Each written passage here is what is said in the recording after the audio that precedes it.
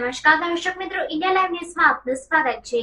ઉપલેટામાં જૈન જાગૃતિ centre દ્વારા જન્માષ્ટમીના તહેવારને લઈ સ્લમ વિસ્તારમાં ફરસાણ વિતરણ કરાયું। રાજકોટ જિલ્લાના ઉપલેટામાં વર્ષોથી સેવાકીય પ્રવૃત્તિઓ કરી રહેલા શ્રી જૈન જાગૃતિ સેન્ટર દ્વારા આવનારા તહેવારો જન્માષ્ટમી અને સાતમ આઠમને લઈ ગરીબ પરિવારોમાં ફરસાણનું વિતરણ કરવામાં આવ્યું હતું। આ સંસ્થા દ્વારા ઘણા વર્ષોથી ઉપલેટામાં પાણીના પરબ, ઉનાળામાં ઠંડી છાશનું વિતરણ, જન્માષ્ટમી પર જરૂરિયાતમંદોને મીઠાઈ વિતરણ, ચોપડા વિતરણ તેમજ ગણપતિ ઉત્સવ જેવી અલગ અલગ સેવાકીય પ્રવૃત્તિ કરી રહ્યા છે અને હજુ પણ ગરીબ લોકો અને બાળકો માટે વધુ સેવાકીય પ્રવૃત્તિઓ કરી બતાવવાની ઈચ્છાઓ વ્યક્ત કરી રહ્યા છે।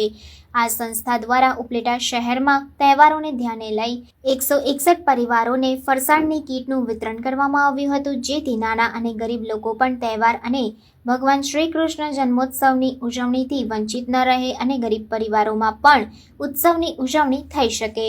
જય જિનેન્દ્ર। દરેક સાતમ આઠમની અંદરમાં જૈન જાગૃતિનું સૂત્ર છે પરસ્પર પ્રેમ અને પરિસ્થિતિ પામતો પરિવાર। 161 પરિવારને 1 કિલો લાડવા અને 1 કિલો ફરસાણ, ટોટલી 161 કીટ બનાવેલી છે, જેની કિંમત 55,000 રૂપિયા થાય છે।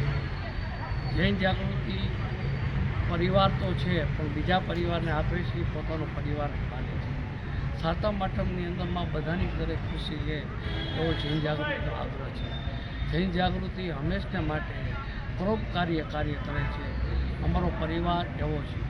અમારા પરિવારની અંદરમાં અમારી કારોબારી સખત જહેમત ઉઠાવે છે, દરેક કાર્યક્રમની અંદરમાં પોતાનું યોગદાન પણ આપે છે।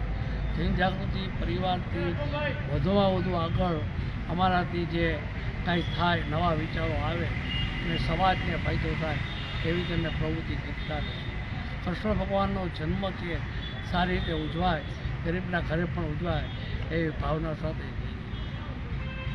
આજે જૈન જાગૃતિ દ્વારા સુરજવાડીમાં જે દર વર્ષની જેમ આ વર્ષે પણ છઠના દિવસે ફરસાણનું વિતરણ, જેમાં 161 કીટ, દર વર્ષે જૈન જાગૃતિની આવી સેવાકીય પ્રવૃત્તિ અને ઉનાળામાં છાશ વિતરણ, પાણીના પરબ, નવરાત્રિમાં બાળાઓને જમણવાર, આવી અવનવી સેવાઓ જે જૈન જાગૃતિ કરતી રહી છે અને હંમેશા પણ કરતી રહીએ એવી ખૂબ ખૂબ શુભકામના કહેવાય।